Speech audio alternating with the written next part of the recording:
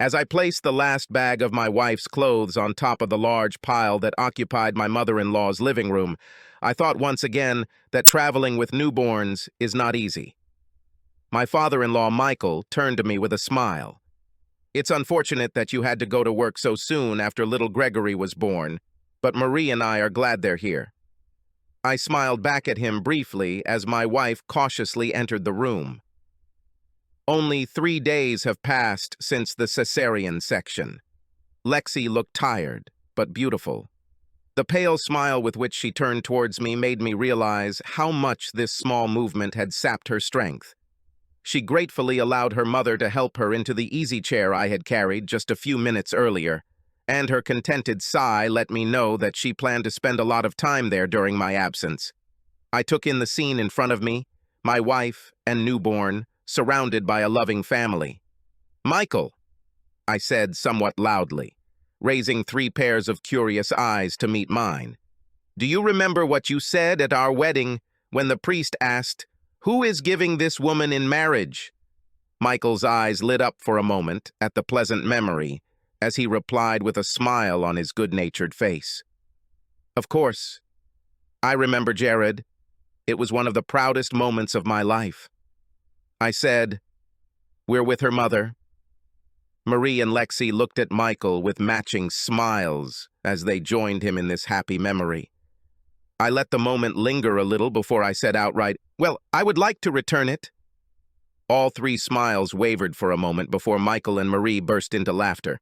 The complete lack of emotion in my speech and my continued silence slowly stopped their fun.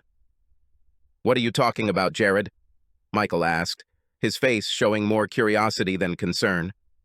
Instead of answering, I simply pulled my iPhone out of my pocket and pressed play.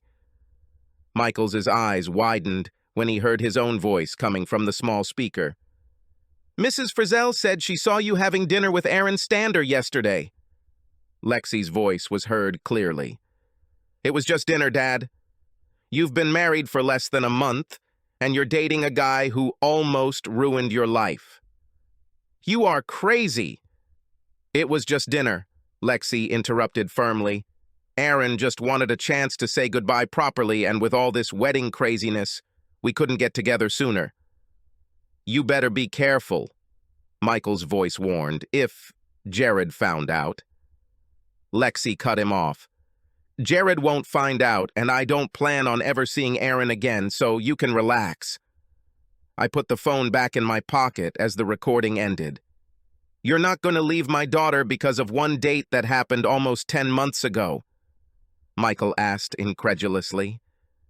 His wife and daughter seemed equally shocked as they sat behind him.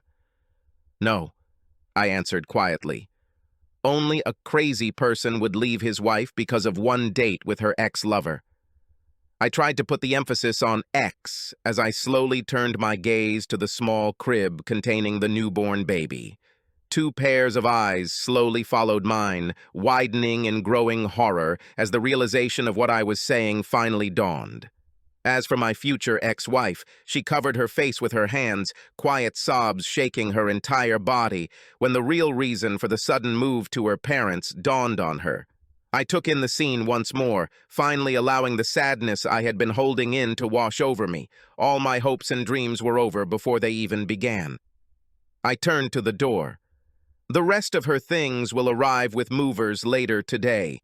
Please understand that, as far as I am concerned, our relationship and marriage are not valid.